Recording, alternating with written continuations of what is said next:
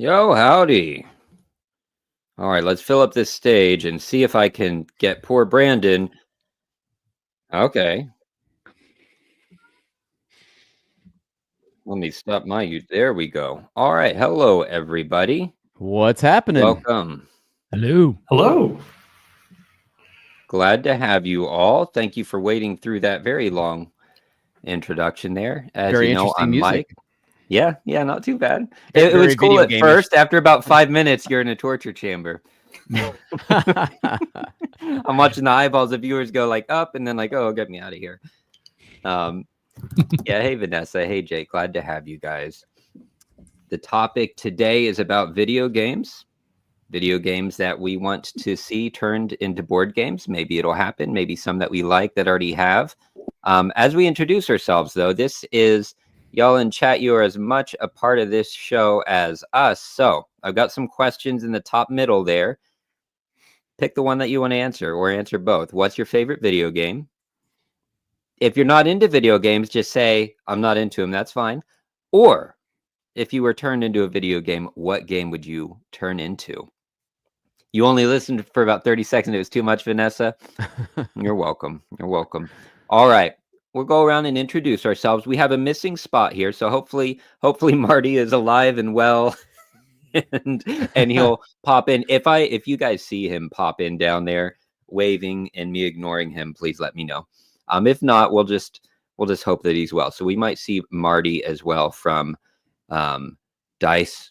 Help me, Gary. Rolling dice and taking names. Rolling dice and taking names. I'm always afraid I'm going to say it wrong. So that's great.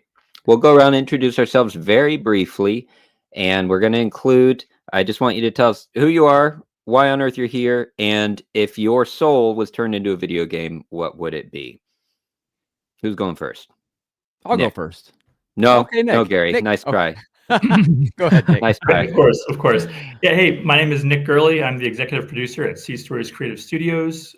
We created a game called Chronicles of the Stellar Empire of Voidpilot's Legacy.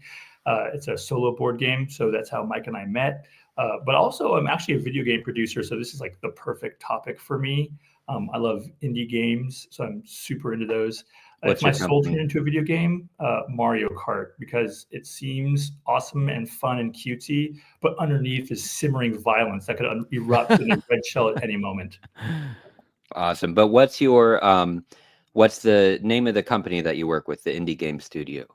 Oh yeah, so it's actually I no longer work at Indie Game Academy, but I just Sea Stories Creative Studios now. Awesome. Okay.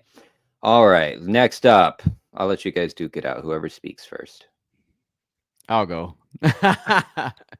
My name is Gary. I go by Fetigator. I'm just the board game podcast imposter, as some people know. But if I was a video game, I would. I got a lot of favorites, but I tell you, World of Warcraft, because I played so much of that back in the day. Man, that game was so good. But I was on the Alliance, and I was a dwarf paladin, but I would probably go with more of a warrior instead of being a dwarf, so I could be more melee. So yeah, just boys and have my bear mount. So that's what I would. That's where I would go. I love it. All right, thank you guys. All right, Brandon. Interesting. Yeah, my name is Brandon. I run the YouTube channel. Well, this is my third channel, but that's a whole story for another time. But it's called The Board and the Beautiful. And it focuses on board games, obviously. But I am a video gamer. I've played video games my whole life, just like I've played board games my whole life. The Board and the Beautiful, is the beautiful you? No, it's our community. It was actually a name picked by actually Vanessa in the chat. Awesome. I put it out to the community on Discord, because even though All Aboard Gamer kind of went away, I kept the Discord channel going because, we built a community and they interact quite a bit. And so when I wanted to jump back into content creation, I put it out there. I said, well, what do you think we should name this thing? And I really was looking for ideas, and it just there was a few that jumped in there, but and even the slogan was all chosen, by the community. So very community driven, which is fun. And so it's nice to be back. This will be my last attempt at this. Whether the channel is a raging success or it just is just exists Or just you just for me find to have yourself an parked outlet. here like Gary. Yeah, exactly. I Wandering just around. yeah, just wandering around doing whatever I do, just having an outlet to be able to talk about this stuff. But I actually did content like this on my other channel. I actually did a top 10 board video games that I'd like to see as board games. So you're the guy. So, hey, Gizmo. yeah. What's that? Oh, Gizmo. Yeah, Gizmo's sorry, here. If I were a video game, if I was a kid, it would have been one. If it was now, it's another. So I'll give you the now. I would definitely be a warlock in Destiny 2. Okay. Destiny 2 is definitely my game. I come back to it time and time and time again, and it's got a lot. We'll talk about it, I'm sure. But yeah, if I was a video game, or how did you say it? If my That's soul... the only game you're not allowed to talk about. I'm sorry. I put that on my. There's a few games that I knew would come up, and I was like, I'm sick of it. Yeah. Well, look, it's been You'll around get for 10 years, over 10 years. So it's one of those things where but it's like today, the new act launched for Heresy, and I haven't played it yet. So when we're done here, guess what I'm doing? I'm going up, I'm logging on, and I'm going to see the new content that's coming out. So I just like that drip feed of content. It's just really fun. And it's got a great game loop, the whole thing. So, yep, I'd be a warlock though, not a hunter and not a titan. So sorry, warlock's the best class. There you go. So now we'll let the chat duke that out if they care. All right. RBI Baseball. Oh, that was a great game back in the day. RBI. I don't remember. That's a RBI. Was Nintendo that like game. NES? That's NES. Yep. Okay. I might have played it. I played a lot of those NES things. All right, gentlemen. So we're going to go around, and we may have time actually to get into a third game if you have one, but definitely two of the games that each of us picked. And if we want to try to get it up to 10, we'll be able to pick. Somebody's going to get to do their third games there. But as we go around, just pick one of your games. I'll put up some pictures if I have it. Tell us what you like about the video game and kind of how you imagine it could actually be turned into a video game, right? Hey, Marty, hold on. Everybody hold your breath. He's here. Get all of your confetti out. I hope you're ready, Marty, because I'm about to put you on the stage. Surprise. Bam. Hi, Marty. Hey, how's it going? Good. How are you? Good. You're just in time to introduce yourself. To introduce myself. Yeah, surprise. It's a cool start. Wait a minute. I thought we started at 8 o'clock. Nope, 7. No, we're live. Hey, everybody. I am This is so my favorite. sorry. I thought Here's the thing. There's a way to let Oh people my know gosh. backstage. I don't know how to do that. So I was... It's a good thing he didn't come in cussing and swearing on a heat wave. Yeah.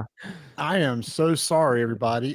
Yeah. No, I was love it. thinking 8 o'clock, just got out of the shower, so it gives me time to get set. I don't even have my lights turned on. So I guess, You hey, look great, Marty. It is You what look it is. great. The lights are great. I can put you back off stage if you want to fix your lights, but I think it It's looks fine. fantastic. Nah, fine. Thank you. Sorry, guys. All right, tell us who you are now that you've just teleported onto the stream, and if your soul was turned into a video game, what would it be? Oh, we're already starting. Okay. Yeah. So I am Marty Connell from the podcast Rolling Dice and Taking Names. I am usually very punctual, except when I do not read the email correctly, and that would be the case here. So, okay. So wait a minute. What games have I missed? What's been said?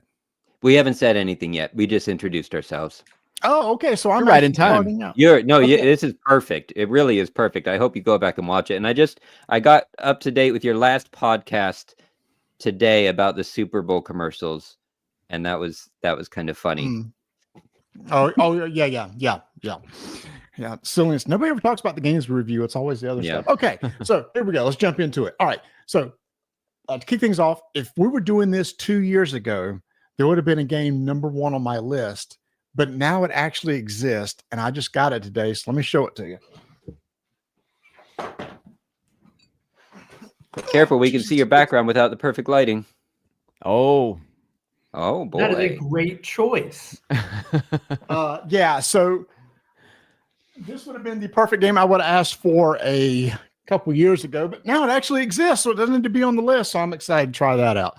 All right. So aside from Elder Scrolls, I'm going to cheat a little bit. My first one is actually a video game that was made into a board game, but it's no longer available, and I wish it was back. And that is one of my all-time favorite games, RTS StarCraft. And in the early 2000s, there was actually a StarCraft the board game, and I still have it. And the mechanics of that game were just absolutely phenomenal with this action selection mechanic. And what I loved about that game was it did not try to exactly mimic a real-time strategy game. It was very much a turn-based game, felt more like a 4X. And the thing is, well, a lot of board game adaptations of video games, they try to capture the video game feel, and sometimes it just falls flat. And oh, there it is, gorgeous. Look at all those pieces, man. That is a game that I absolutely adore. I still have a copy of it. And it was redone in the Warhammer 40K universe called Forbidden Stars. But that's even out of print now. But this was designed. Did you ever play the Risk one? I found a Risk game too. Of StarCraft? By the way, we just transitioned into the first video game, and here you are. StarCraft. And it's good. It's good.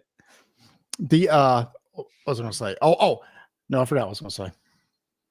Yeah, I'm Forbidden Stars. I'm just totally thrown off by this. Yes, it's Forbidden Stars. This is designed by Corey Kaniska, who's a big time designer. He just recently put out last year The Mandalorian, that co-op game. That's his most recent game. So this is my absolute favorites. I love this stuff.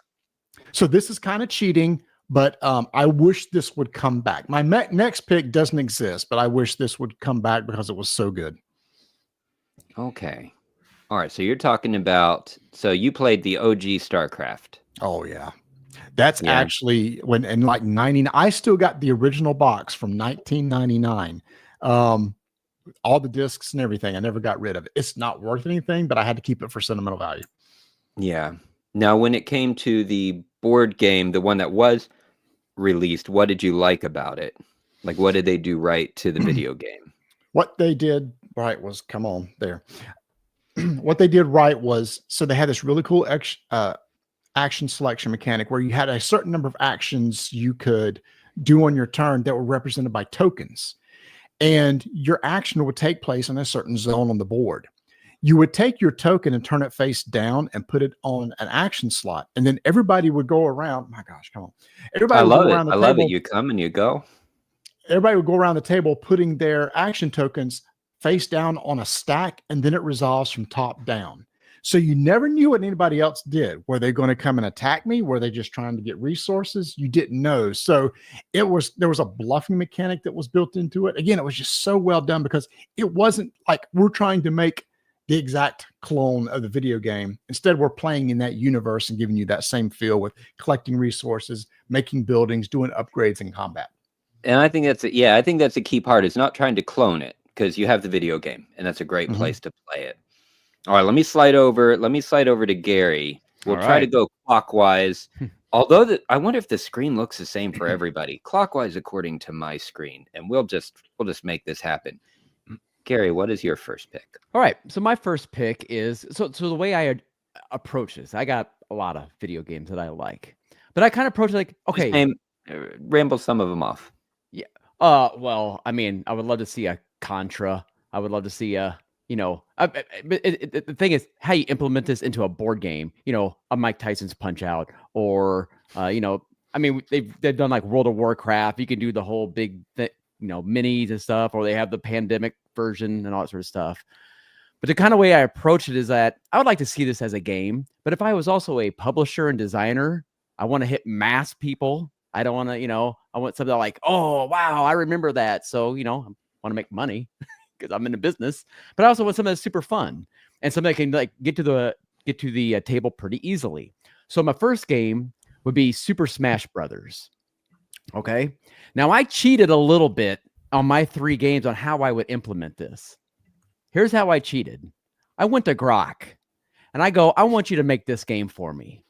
So I wanted with Super Smash Grok? Brothers. Grok is the X.com Twitter AI, like ChatGPT, but Grok, it's ginormous. Okay. So I put in like, I want you to make me a board game, an award-winning board game based off the video game Super Smash Brothers, and I want 30-minute playtime, and I want multi-use cards, and I want dice drafting, right? And it within seconds it spit out a whole game. Okay, and because I like thinking like, I never okay, thought of well, doing that. It's a good idea. yeah, I think we're within 1 or 2 years if we're gonna have a board game basically designed by Grok and watch it be an award-winning game. Just somebody's doing it. I'm sure somebody's already doing it. It's actually pretty easy. It'll even write the rule book and everything for you.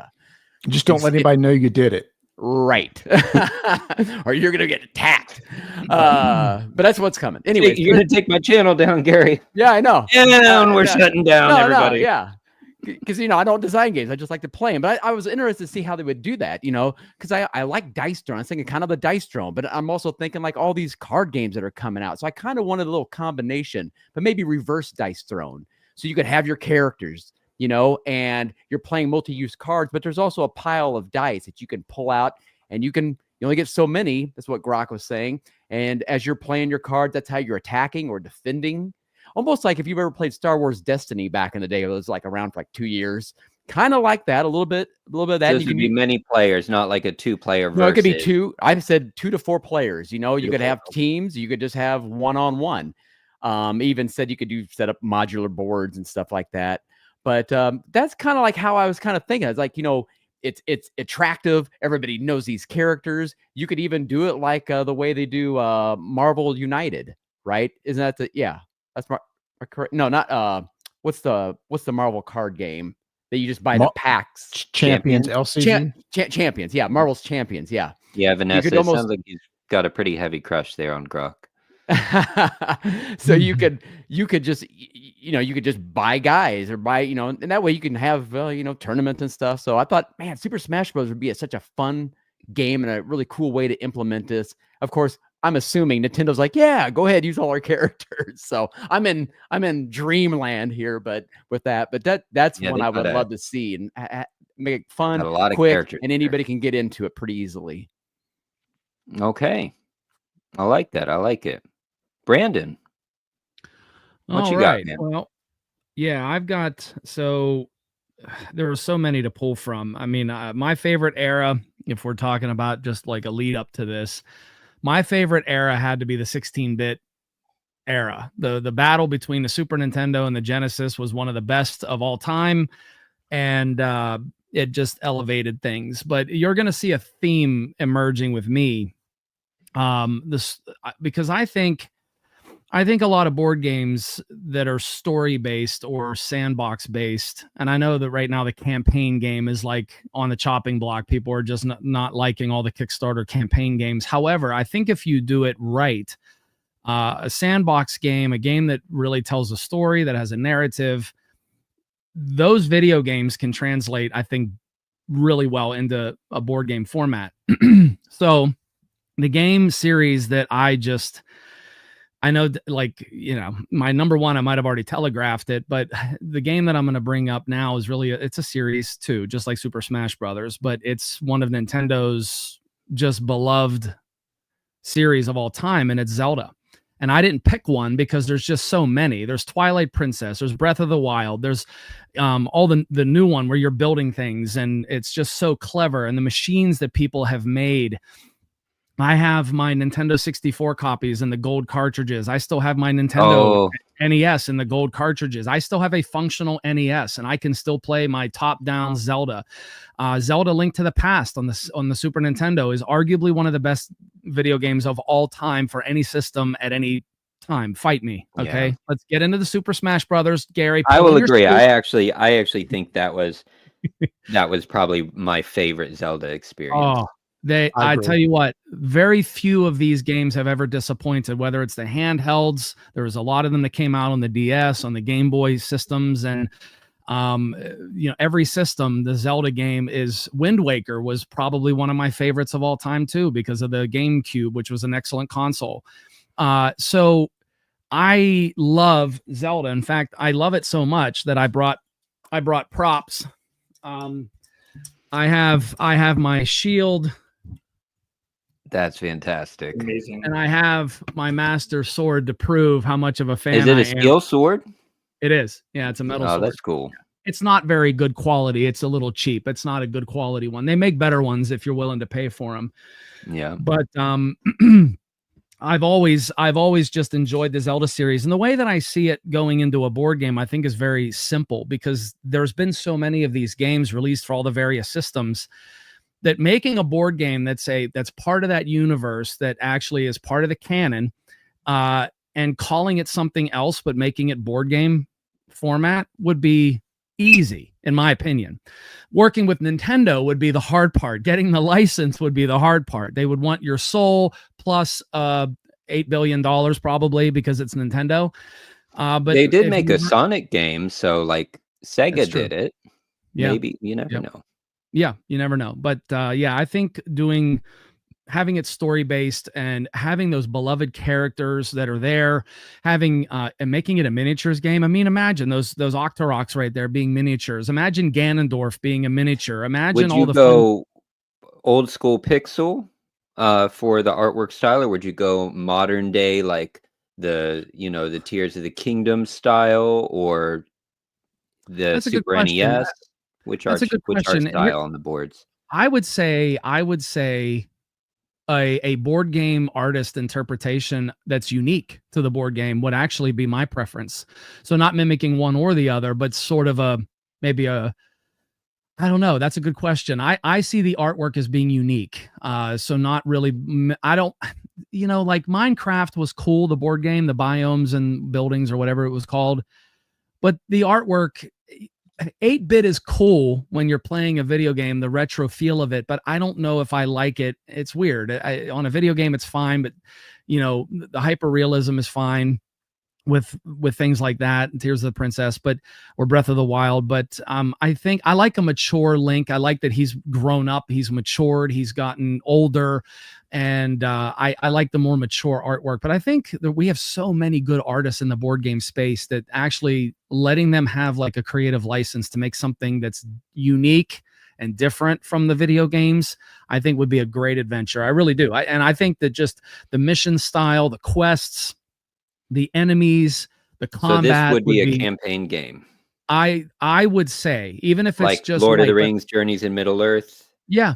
Yep. Something like that. But it's right, because the thing about Zelda that I love the most is the exploration aspect. So making it a true exploration game. See, the thing I don't like about Journeys in Middle Earth, and I don't know if they changed this, but it was so close. One thing I liked was that you could just go out there and explore, and then there's tokens and you can go over there, but they put this time aspect into it, where if you don't do it in a certain amount of time, then you fail. And it killed it. It killed the exploration for me. And we got rid of Journeys in Middle Earth. I don't know if they've changed that, but the app driven nature of that one, I think, was what hurt that one too a little bit. So I don't know how I would do it specifically. As far as app integration, I wouldn't. You know what? I love how Red Raven has done the storybook format for like Above and Below, or for Sleeping Gods. That is the best part of those games. Mandalorian did that. Right. Mandalorian Adventures. I think that is just, it's set up. It's like a perfect tee up for a Zelda game. You see this big world of Hyrule, and you can just go wherever you want, and the storybook will just sort of unfold, and you almost tell your own story. But there is a central narrative, like in Sleeping Gods. There is a central narrative that drives you forward. I absolutely think it can be done. I think it could be done without an app, and a beautiful storybook that really, because the artwork of Zelda is one. I mean, they sell encyclopedias of artwork for Zelda, thick, really big books, multiple volumes just of all the artwork that has come. There's such a wealth of information that I think a board game, I can't believe it's not been done by now. My guess is it's a licensing thing, because Nintendo is very difficult to work with. Notoriously, they have a history of that. And I can't imagine that it would be inexpensive. I think for the board game community, it's probably a little more than they can bite off right now, and it's probably why. But okay. I'd love to see it. We'll dream on it. What's that?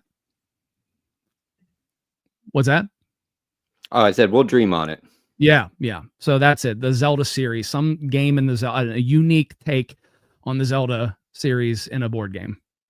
Awesome. All right, Nick. I really wanted to have you. I wanted to have everybody here, but I really wanted to have you because you're going to bring a different take than I think any of us will have. Well, I hope so. Yeah. So like I said before, I'm in video games. So first of all, I tend to really like indie video games, and so the first game I'm going to bring up is definitely an indie game. It's called Planet of Lana, Lana. It's a recent game on Steam. It's a beautiful game. The artwork is gorgeous. Basically, the concept of the game, the game loop is really simple. You play a character and her little cat creature, Mui. So Lana is the main character, and Mui is the little cat character. And you have no combat ability. You have to avoid combat at all costs. You see the robot creature there in the graphic. If it touches you in any way, you die, and you just have to try over again. And it's basically set up as puzzles. So as you go through a side-scrolling world, basically the game stories, you're trying to save your whole tribe from these alien creatures that landed on the planet and basically took everybody away. You're solving these very difficult puzzles. Of course, they start out easy and then you get really complicated. And by the end of it, you've gone through this whole journey of discovery. You've felt all these great emotions. I just really enjoyed this game as a video game. I would love to see it as a board game. So there's two reasons for this. One is I am now approaching this, and I've really been like kind of starting on this journey, but I really feel it now. I think board games are just another doorway for players to experience a universe. So no longer do I feel that board games should really like copy a video game. I much prefer a board game that allows you to interact with the universe and the IP in a way that as a fan, you really get to enjoy. You get to feel that fan service. So I would love to see a game that has the same beautiful artwork, the same really thrilling story and feeling of discovery. The difficulty is, how do you build a board game with a game loop where basically you are trying to tell something that isn't human how to solve tasks in a very puzzle-driven environment. And I much like Brandon says, I really want to avoid any kind of app inclusion, because otherwise I'm basically playing a video game with fiddly bits, right? And I want to avoid that. So I think I personally see this more as like a card game where you're basically like perhaps building kind of like a communication that you want your partner to do. So you have some kind of puzzle system that has to be developed. They could come in expansions like Final Girl, so you get like one chunk and then you get like expansions later. Have like the base system and then the cartridges that you insert. Okay. Yeah, and then hopefully, if a really brilliant game designer came up with this, it's not me. But I'd love to have a story that uncovers as you play this game, because that was part of this game, was like understanding what's happening. At first, like feeling the same terror as the main character, and then by the end, understanding how she fits in this world. So anyway, by the way, if you haven't played this game, it's a fantastic game. But I think that would be achievable. Yeah, I like it. Yeah. I like it. All right, I'm going to throw one of mine in the ring. So I picked two. I picked a AAA game and I picked an indie game. I'm going to start with the AAA, and just kind of, this is a big money one. We're going big. We are going really, really big with this one. So I grew up, I'm talking about the OG games here of Tomb Raider. Okay. Not the new. I actually haven't played the new series. I'm certain it's great, but I grew up playing the old ones, and I loved the exploration. It wasn't so much about action; it was about exploring these ancient ruins and these super cool places, and actually solving puzzles, and feeling so cool when you got to explore and you solved the puzzle. And then there was some combat in there. The story was not the most important thing in the world. But there usually was another character, and there usually was some element of traitor going on. So we have the perfect setup here to hybridize a lot of games that I really like.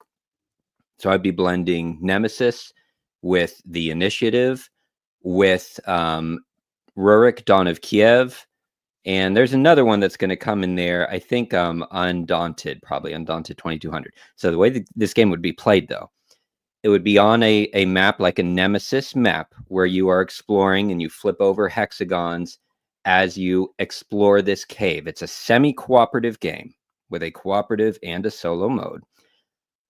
So everybody's going to be playing together, and it's going to happen in 3 acts, just like in Nemo's War. That happens in several acts as you progress through the game.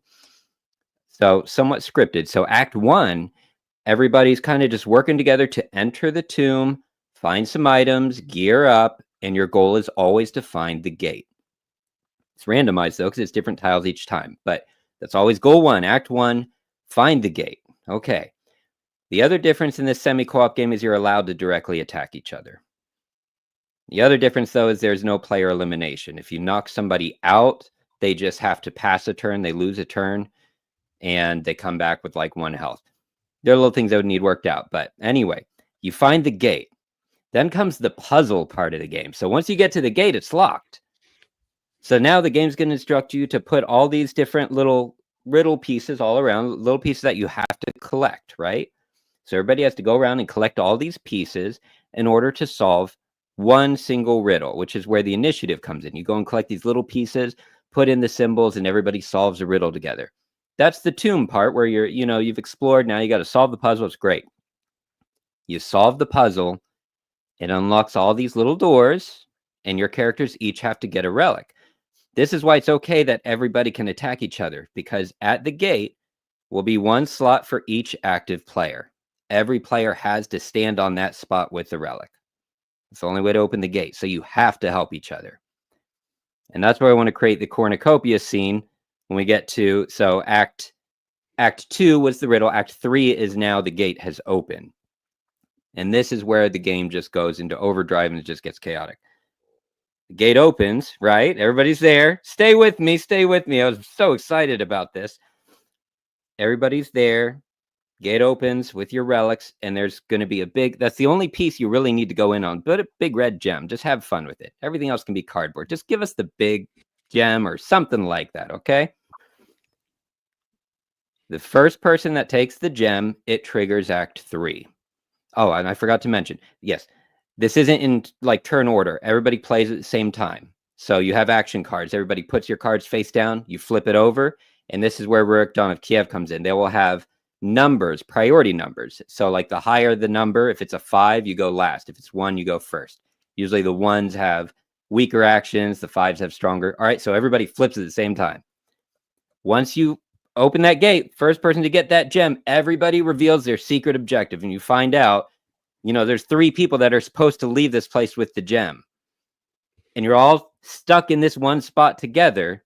And you only have so many rounds in the game. You got 15 rounds. You're already at round 10 or whatever it is. You also have to flip over the finale, just like Final Girl or something like that. You flip over the finale, whatever. The Minotaur runs in. It can be randomized. You're going to have your event decks. You're either going to play with the Flood deck or the Snake deck or the Poison Air deck, whatever. But anyway, that third act, now you're in that room. And when you all put down your cards to flip it over, you're going to have your attack, defend, and it's just going to be fight for your life to get out. It's going to be chaos. Somebody make it. I'm surprised you didn't add in like the Nemesis, like backstabbery element, which is like my favorite part of that game, where like everybody has like their secret side mission. Well, everybody has a secret objective. And once a person grabs the gem, you all flip over and reveal your secret objective. So if 2 of you are supposed to leave with the ruby, then you have a problem because there's only 1 ruby, right? And you'll have multiple secret objectives. So no matter what, there's going to be some backstabbery, and you just kind of got to be okay with it. But that's it. That's mine. I talked too long, but oh my goodness, I was so excited about this. I was like, please, please, please. I want that moment where you're all forced together and then you have to just explode into action. Well, it sounds like you just need to jump on it and start doing it. Yeah. No. Yeah, when's the Kickstarter campaign? Like, you already designed it. Who owns Tomb Raider Somebody now? designed it. Is it Crystal Dynamics? They're gone, aren't they? It was Didn't they fold Eidos after the last one? It used to be Eidos, but I think it keeps moving around. Yeah, it does. Yeah, it's CDE Entertainment, formerly Eidos, then Square Enix Europe, but it's now CDE. Crystal Dynamics, so it is still Crystal. It is CDE. Yep. All right. Save me, Gary. Oh, it's Marty first, isn't it? Oh, save me, Marty. That was great. That was great. All right. So for my next one, it's another Nintendo classic since we're on the Nintendo kick. This game was introduced in the late 90s, and there's been tons of versions of them, and that's Pokemon. Now, there is a Pokemon trading card game, but let's put that aside for a second. What Who's I'm heard of that, though? envisioning is something that honestly could be a solo style game, to where you start out with, you pick your basic Pokemon, and then basically you have a deck of cards that you're playing through. You're exploring and stuff, and you just have random encounters. You flip over a card and maybe a Pokemon pops up. Then you have the choice. You do combat. Combat can be done through maybe some dice chucking. You still have the weaknesses and everything. Maybe you get a bonus if it's against a weakness or something like that. But as you're fighting it, you also have a supply deck over here of some Pokeballs. And maybe you decide you're going to try to capture that. So there's a check to see if you capture it. If you do, fantastic. It's now part of your party, which you then can switch to in order to fight with. Because when you defeat something, every Pokemon will have some experience points that will be given to the Pokemon that got it. And then as you level up, that will unlock additional abilities for the Pokemon. It could be a card that lists, okay, you're now at level 2, you unlock this ability, etc. Go all the way through evolutions. Once you get to a certain level, hey, sweet, this Charizard is now a I can't remember what it goes to next. Anyway, go to the next evolution The of the evolutions, Pokemon. yeah. Yep. And then you can basically work through the gyms. So you feel like, okay, I think my Pokemon's high enough now. Let's go to it and do the gym deck, where you have to beat each of the bosses in the gym. Each gym could be themed. You know, there's grass, fire, etc. that you need to plan for. There could be a multiplayer aspect. Hey, I've got my party of Pokemon. Hey, But primarily Gary, you're thinking this like a one-player kind of thing. yeah, or maybe you're playing together as a group, as a co-op, but there could be a point in time where you say, hey, like Gary, you've been playing. Why don't you bring your best Pokemon? I'll bring my best Pokemon. Let's just go head to head and see what we can do. But the idea is, it is a legacy style game, which I'm typically not a big fan of. But Yeah. I just love that IP so much. I think it'd be cool to the randomness of like, ooh, I hope I capture this Pokemon. A bad roll means you don't get it. That's it. It goes to the bottom of the deck, and maybe it'll show up again later on for another chance to get it. You can have some crafting where, hey, if you want the elite legendary Pokemon, you better get a Master Ball. But to get a Master Ball, you got to perform all this other stuff. You're only going to get one, so you better use it wisely. That sort of stuff too. So I don't know. It was just one of those things I thought. I know there's the trading card game, but that's totally different. Yeah. I envision this as more of take a, on it. yeah, exactly. Did you know So- there was a Labyrinth game? Labyrinth popped into my head because I saw the Awaken Realms like yearly update or something, and there Awaken Realms is redoing Labyrinth with full 3D new gameplay mechanics and things as well, but like full 3D things. But they had a Pokemon Labyrinth, which is not the game that you are describing. Right, right. Howdy, And, Yolanda. Yeah, I saw there's like a Pokemon Splendor in some other country that's not here, and I really wanted a copy of that. But anyway, so there's my envisioning as kind of, it could be a co-op game, a solo game, but you can have head to head once you build a big enough party and go against somebody else and see who wins a best of 3 or something like that. I like the co-op take because that differentiates it also from the trading card game. All right, Gary, what you got?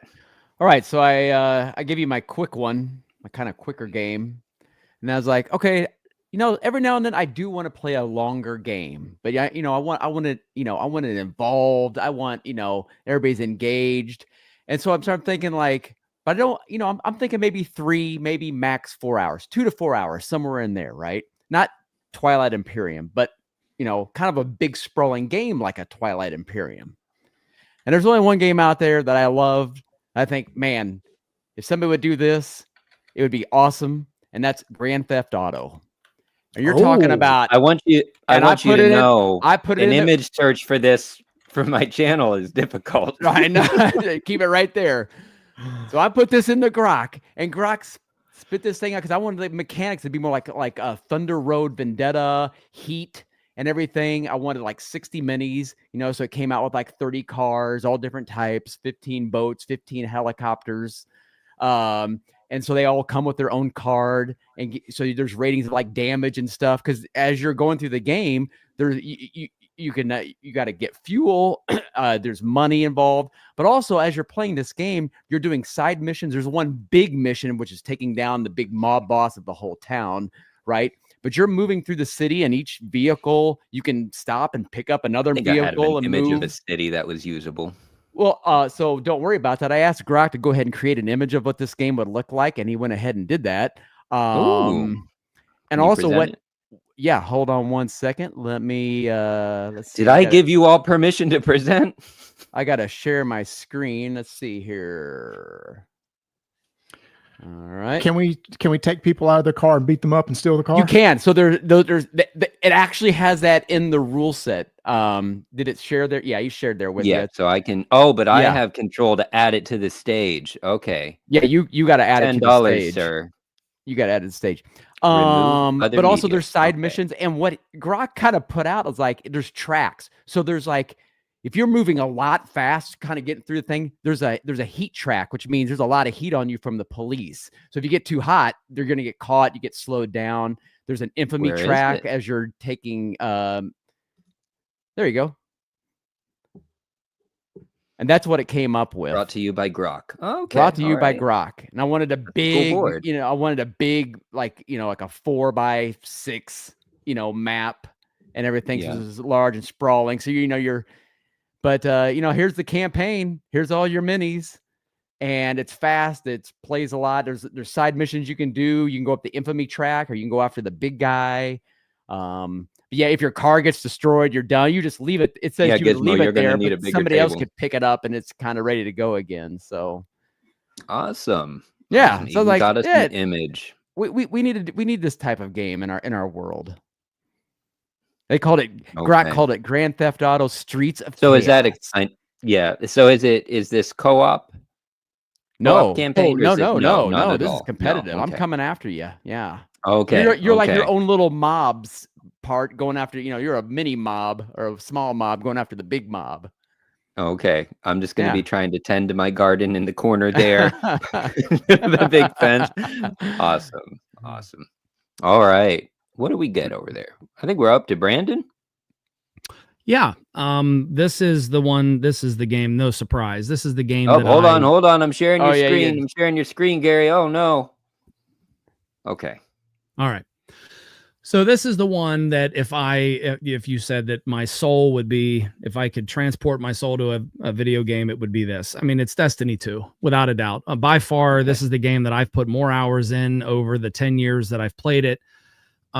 Destiny and Destiny 2. So a Destiny board game. I've actually thought about this pretty hard. I'm not going to give you the full design ideas that Mike gave for his game, but I do have some ideas on it. I think this is obviously a co-op. One of the best things about Destiny, you can play it solo. I do play it a lot solo, but the fun of Destiny is playing it. I'm part of a clan and getting a party together and doing dungeons, which is a 3-person co-op mode. The raids are the best part. I know that raiding is part of MMOs like World of Warcraft. So Gary probably knows a lot about raiding, where you just organize a party and just go in, beat up the boss, do them, and take the loot. One thing about Destiny, though, that is very interesting, that has been part of its life cycle for as long as it's existed, is that the majority of people that play Destiny and Destiny 2, well, Destiny 2 is the game now. Destiny's still alive, but it's been replaced. The vast majority of players, and I'm talking like, I think it's somewhere, I forget what the percentages are, it's ridiculous, have never done the end game content. There are a lot of players of Destiny 2 that have never done a raid, not even one. And there's so many raids in the game, but it's very difficult content.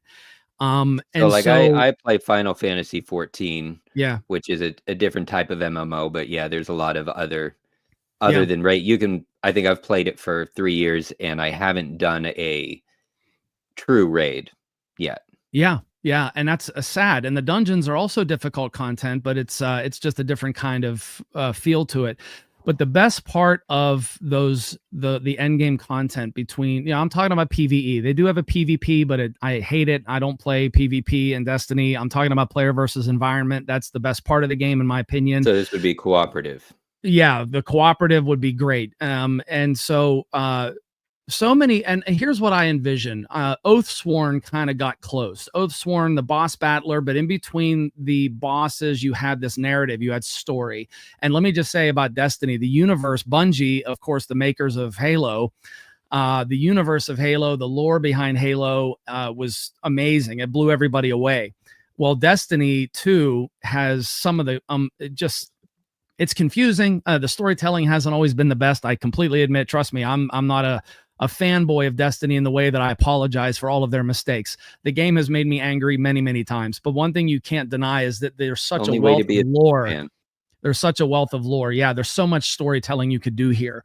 So what I envision is sort of a boss battler where you're moving through the dungeon or you're moving through the raid and you're doing these encounters. Some of them are puzzle based, some of them are platforming, some of them. So I see this as a miniatures game for sure. I look at this as a 3D terrain. I mean, all out. And there's a reason for it. One of the things, so most boss battlers, as you know, are very tactical. In other words, you get into position around the boss, you know, say Oathsworn, the big rat, and then you just start, and then you're kind of beholden to the randomness of all the dice. Or if you do the card pulling in Oathsworn instead of the dice, you can do either one you want, but it's still random. You could be all kitted out. You can have all your equipment. You can have all this cool stuff.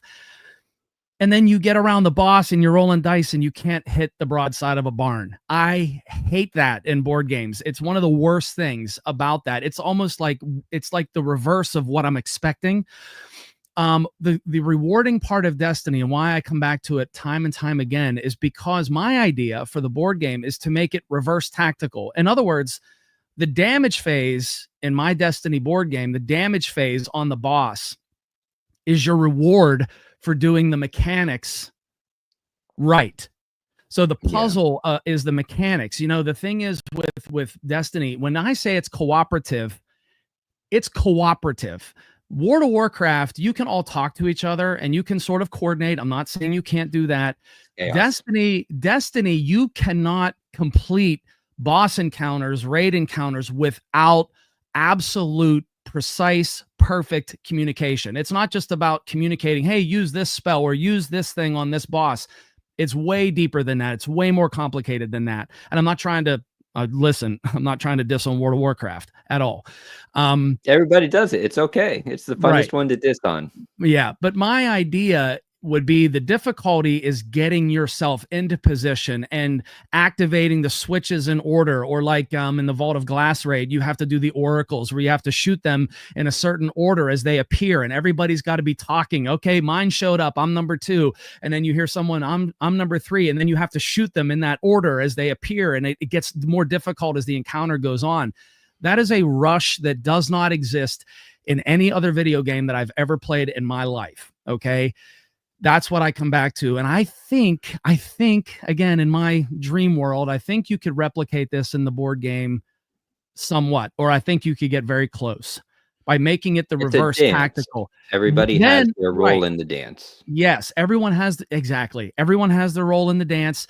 But then once you get it, your reward is just massive, just unloading, and all your perks and all your equipment and your big super and all these fun things that you get to do actually go off, no randomness, because it's your reward. I think board gamers would sing. I think they would cheer. I think that would be such an epic moment, stand-up moments.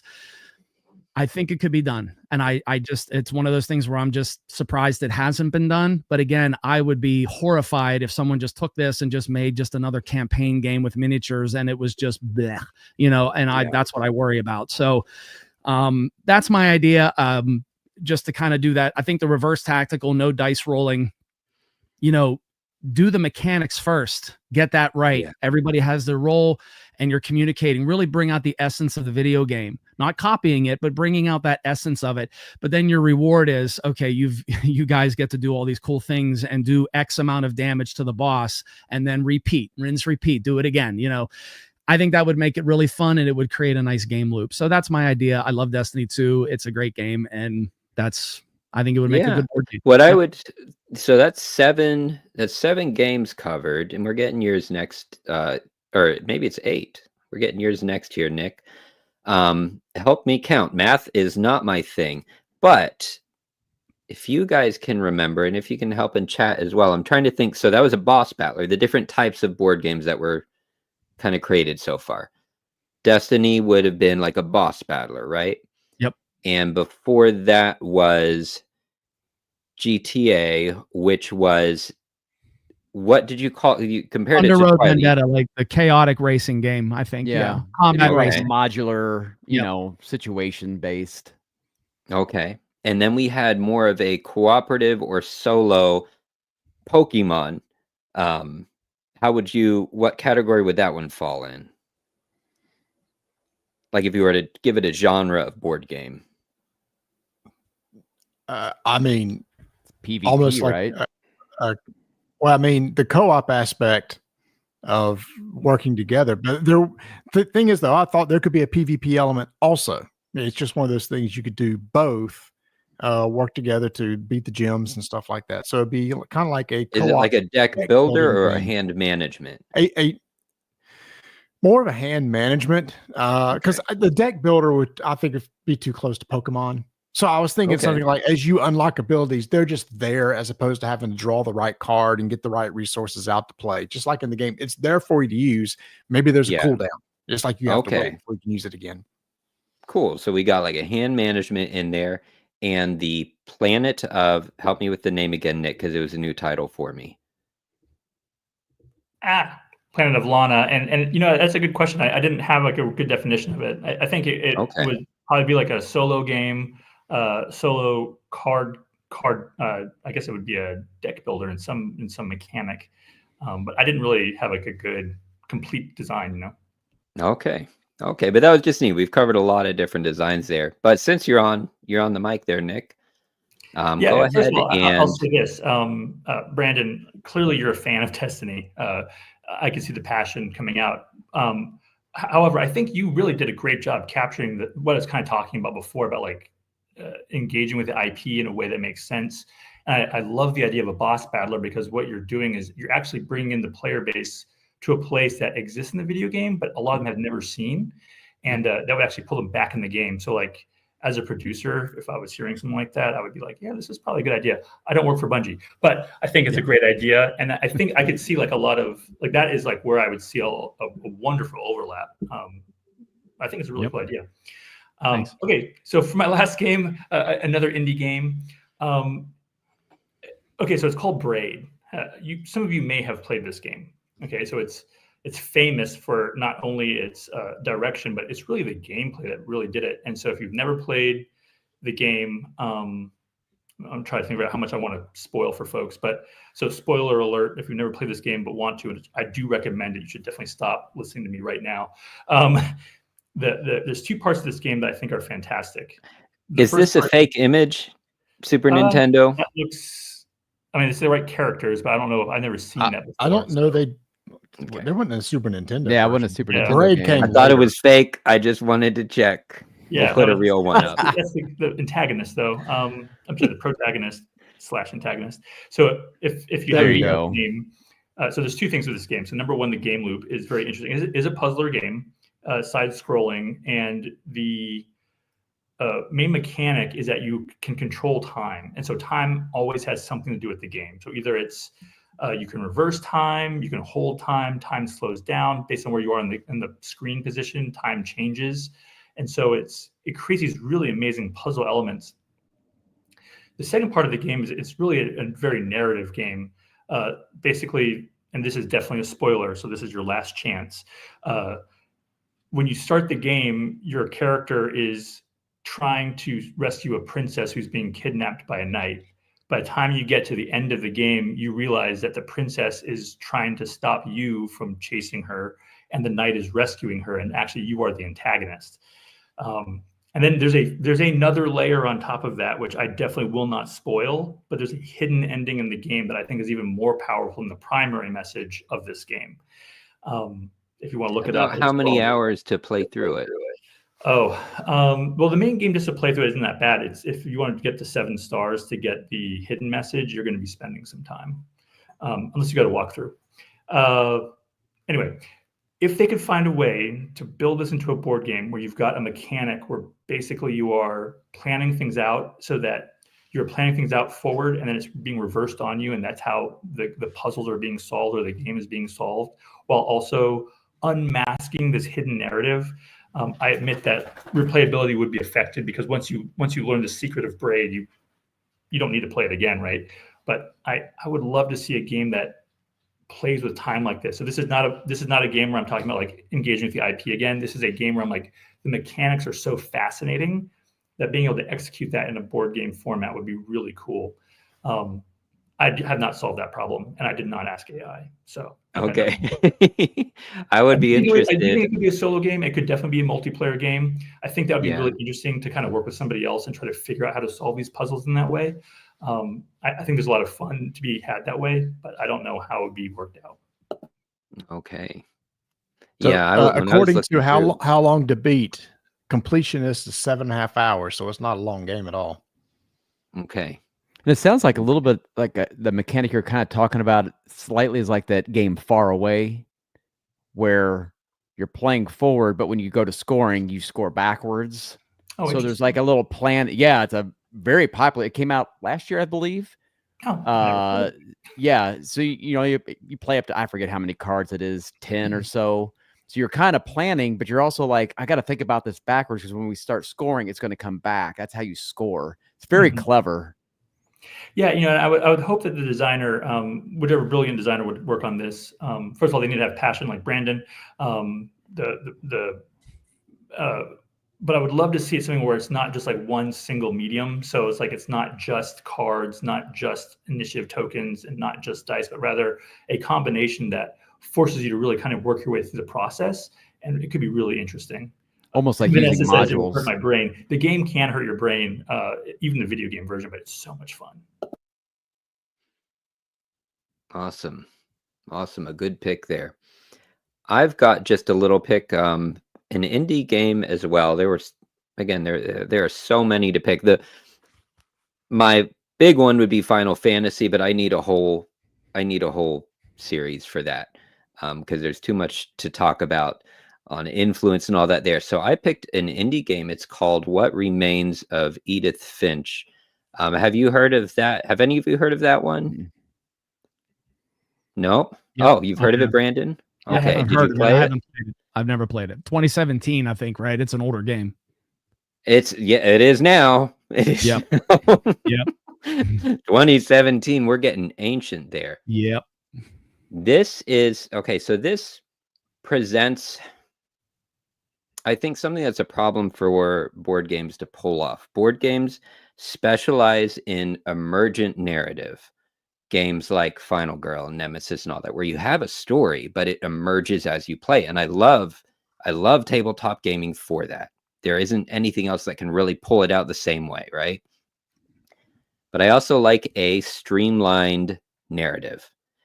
We have board games that have streamlined narratives, like your big campaign games, your Lord of the Rings or ISS Vanguard, things like that, and others with better narratives. But they're like narratives of the world. There's not an emotional character development. And maybe it's not possible. Maybe it's not possible to pull this off in board games, but some have toyed with it.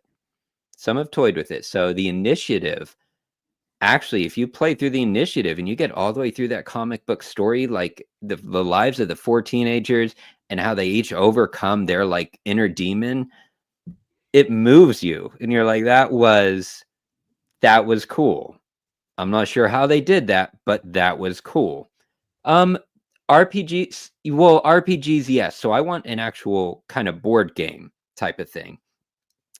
So I was thinking, What Remains of Edith Finch is this indie game that probably plays in less than 10 hours, where it's a first-person game where you're exploring a house of a woman named Edith Finch, who obviously something has happened to her. You don't know what, but somehow you're related to her.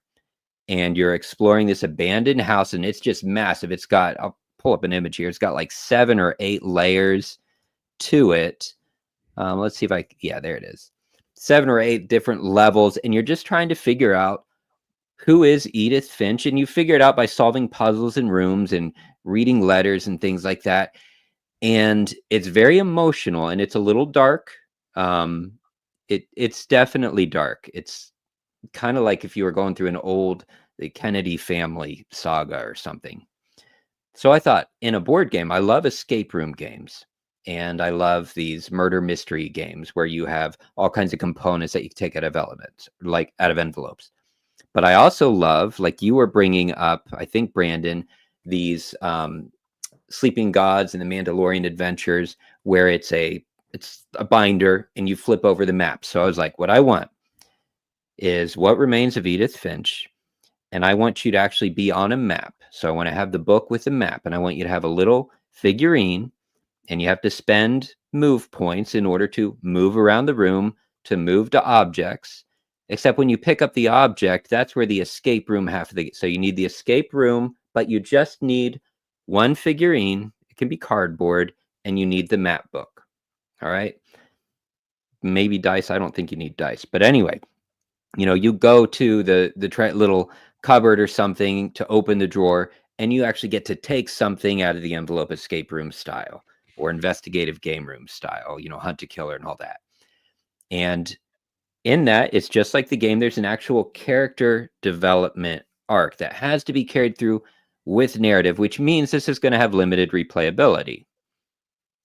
That's just a part of it. You can do things like the Initiative did and the Mandalorian Adventures, where you do make it replayable by switching up the puzzles and adding achievements. So let's say you play through the game and each level of the house is a map. So you get to level 2 and you flip the map over and now you have a new map to explore. But let's say you get to the end and you find out the really just like heartbreaking, you find out what remains of Edith Finch. And it is beautiful. It's so beautiful how they do it. And you can do this in a game through letters. You can reveal in pictures without the letter, just a picture of a memory, picture of a kid on a swing being pushed by somebody, and you're going to put it together and you're going to be like, oh, that hurt. But anyway, you get to the end, you solve it. It's great. If you want to make it replayable, do what video games do with achievements, and you run around and for some random reason, there are coins and you collect coins. Who knows why it's always coins in games? I don't know, but you run around and you find secret coins, you collect them all, you get to unlock a secret envelope at the very end that it's not necessary for the story, but it would be something very special. Maybe like the only letter that's actually from Edith Finch. And it gives you an achievement. You don't need it, but you can replay it just for that. And then you're done. So nobody that I've seen has combined escape room with a little bit of map and actual character development. So one thing I would say here, which is, I think this is super interesting, and I'm sorry, I didn't mean to interrupt you, but the, one piece that I can almost envision is like a time delay requirement, where as you're playing this game, there are certain points in the gameplay where it's like, you need to walk away from this game for at least 24 hours. And that kind of, it's like the idea of like the old TV shows back in the day, that's like the big issue we have, like Netflix, where you stream all your stuff at one time. You don't get the character. You don't care about your characters. If you put like a time delay on that, it increases the amount of time you're playing this game over a period. You know what I mean? Like, and maybe replayability isn't necessarily an option, like a requirement anymore. You just the development and understanding, like thinking about this character for a while. This sounds really beautiful. I would be very interested in seeing something like this be built. Make it, Nick. When you make it big in the publishing world, that's why we're doing this. You have to make every one of these. It is on you now. Legacy games do that a little bit. I mean, I've paid, even like playing Pandemic Legacy 1 and 2, the groups I played with. I mean, you kind of got to know your character. I mean, then they die. We still talk about those characters because it took a while to get through the whole game, but those characters lasted like, oh man, he went out with a bang, old Bob, whatever, he's down for the count. But Legacy, I can see that being a little bit of a legacy game because it's probably going to be a one-off, obviously. I mean, once you know the story, the story. Yeah. But the legacy part could allow you to actually change things maybe a little bit to make it a little, different if you wanted to go through it again with another group, Yeah. Yeah, definitely.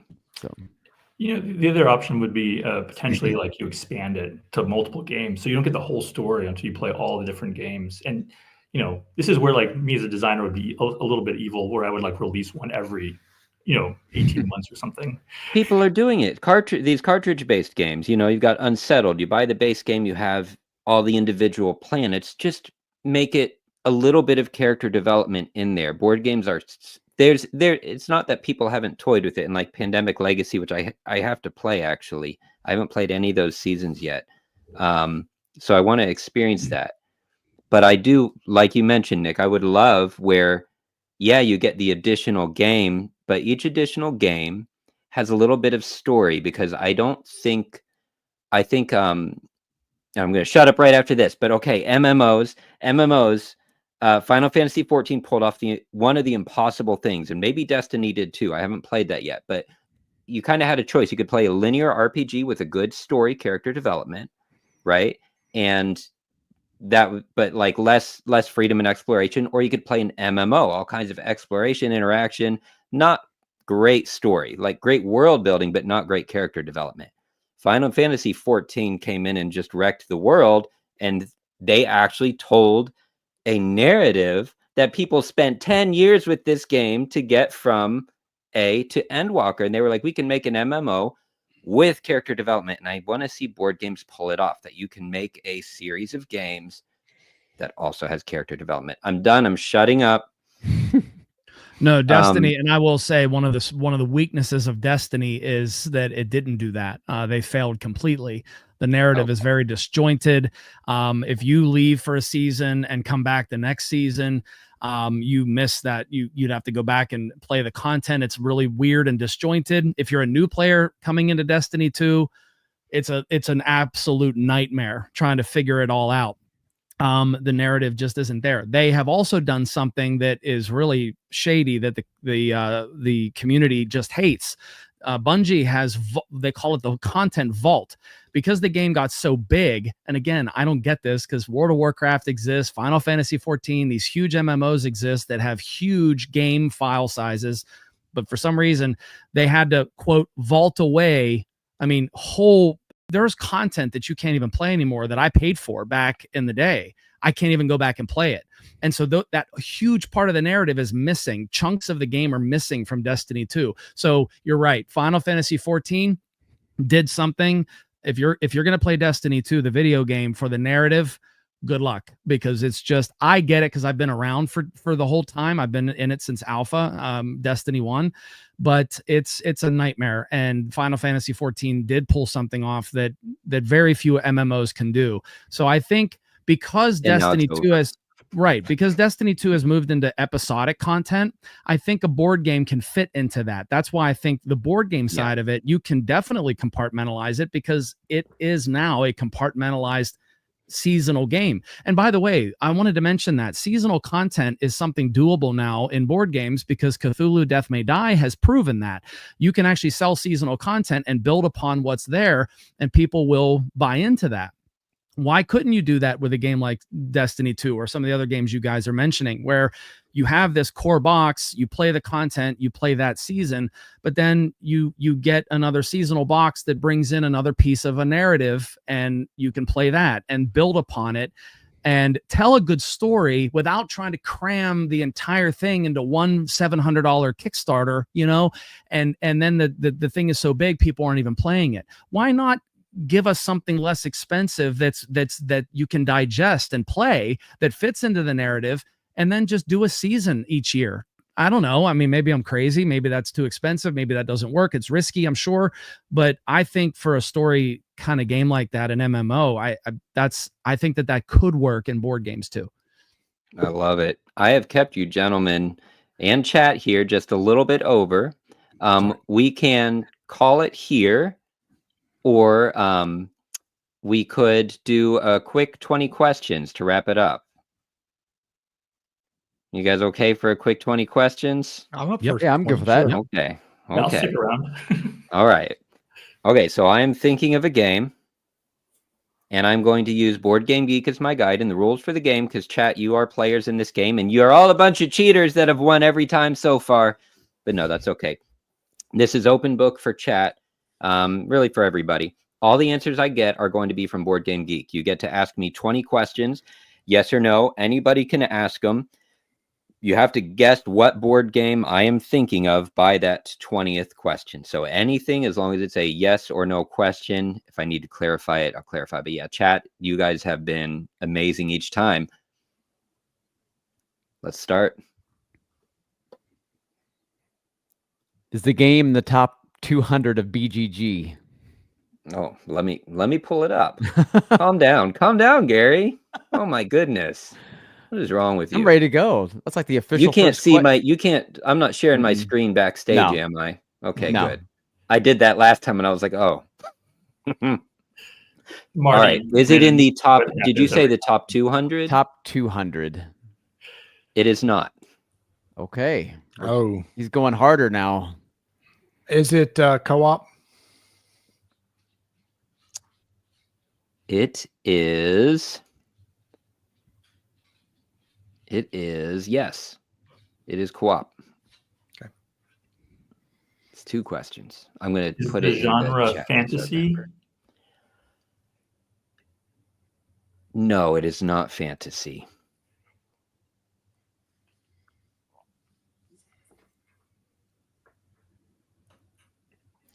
Is That's it a 3 campaign questions. game? Can you tell I haven't gotten to play this one yet? It is. Yes, it is a campaign game. I'm like, those are good questions. That's 4 questions. Is it sci-fi? Yes, it is sci-fi. 5 questions. Was it released within the last 5 years? Yes, it was. 6 questions. I'm concerned because usually he doesn't like sci-fi games, so now I definitely am not sure. Usually he mentions it like once or twice. Hmm. You said it was released in the past 5 years, Yes, so since 2020. since 2020, correct. All right, that knocks out my guess then. Okay, Well, I had a guess. what were you but thinking? none. Nemesis. It won't count as a guess. All right, so that's what, 6 questions? 6 questions. What you got, Brandon? I'm not sure. I'm always afraid to waste a question. That's No Don't be fear. afraid. There's Chat no will way. save you. They always do. it's not in the top 200, which hurts. It does. But I'm not pick. Gizmo, I don't think that is sci-fi. Yeah, it's not sci-fi. Not really. I mean, multiplayer campaign. we said It it's is a a campaign campaign. game. Yeah, so it's Within the not last 5 your years. Yeah, Not in the top Cubitos, 200. Not in the Cubitos is top not a 200. campaign. You're always Sure. have helped Vanessa. Does the player control starships?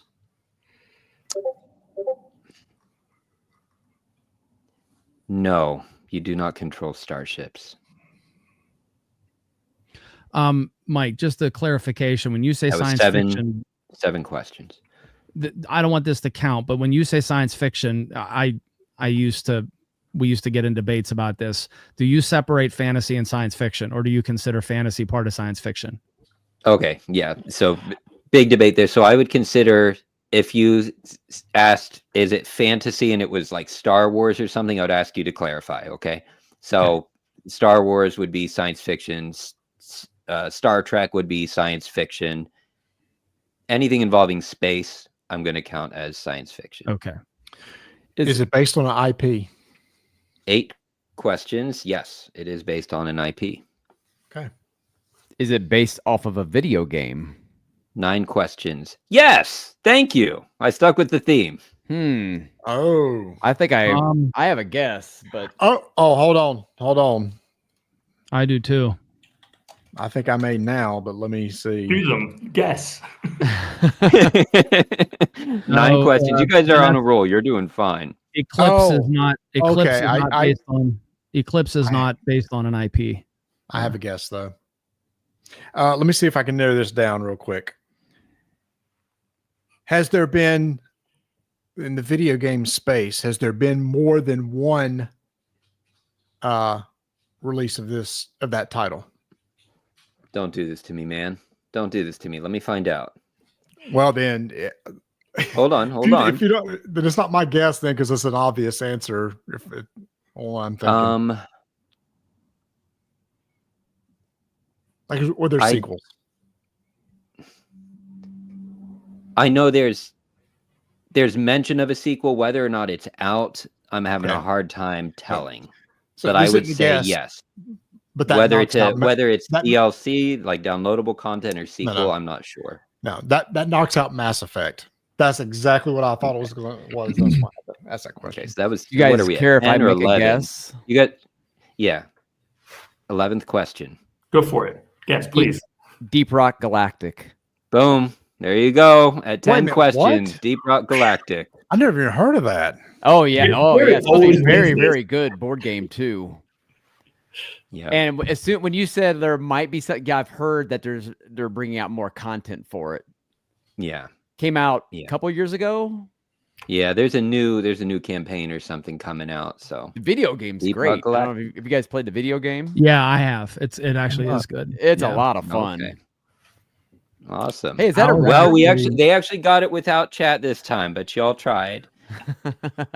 I was gonna guess Monster Hunter World because it came out in 22. It's co-op, it's campaign, it's video game. But That is it's weird because I don't even see Deep Rock Galactic. Would that be in the list. fantasy or sci-fi to you, Mike? Monster Hunter. I would sci-fi to me. It's because they use Monster Hunter high sci-fi? tech. I think To me, like fiction is argument is the they explain what happened, right? So try to explain a scientific everything. See, and some of it is explained, like Star Wars, even though they midichlorians thing and midichlorians kind of more explained thing. That explained divide science side fantasy, regardless of time period in. Monster ends both. Mike, you're My- pretty broken up there. I think you're. Yeah, I heard like every third word. Uh-oh. That means it's time to everybody go to bed. You got to see Wild Jeff. For the next live next month, I am taking ideas. So drop ideas in the chat. Is have any ideas? One thought that can one mind. I'm too late for I'm for it. So It's like Morse code listening to Yeah. Mike. oh But oh okay. maybe Thank type it out in the Thank chat. you. And it's funny because Gary's not breaking up, Marty's not breaking up, Nick's not breaking up. I don't think I am, but No, you're not Mike, breaking up. You're like a DJ. Yeah, I like that all of us were like just like all of us had the same expression. Like, is it just me? Yeah, it's like I'm like, is it me? None of I'm y'all hitting was saying buttons. anything. Your internet is messing with you, Mike. Your internet is messing Yeah, I with think you. it's the internet. Okay, that's it. Hey, you might be back. Might be Yeah. back. Am I back? Yeah, you're Yeah, back. Okay. I March blamed it Madness. I back. see it in the title. That's a good idea. So- March Madness. That's smart. But in April, I don't know how to do it. Is my again? Yeah. So I'm taking ideas. Put them in the chat. If you gentlemen have any ideas, let me know. But I was thinking that we'll have a few guests and we will each bring a certain number of board game titles to the table and we'll put them all in a pool and we'll do like a draft and see who has the best board game night. And let how to do a poll. So let chat vote on who has the best board game night team. Yep, you're breaking. It's up silly, but That it could be sounds- fun. Yeah, it sounded But good. we got What I most heard, of it it. sounded great. Okay. All right, everybody. Thank you. Thanks I'm again. going to end the stream. Y'all have a great night. Have a good one. Yeah. See ya. But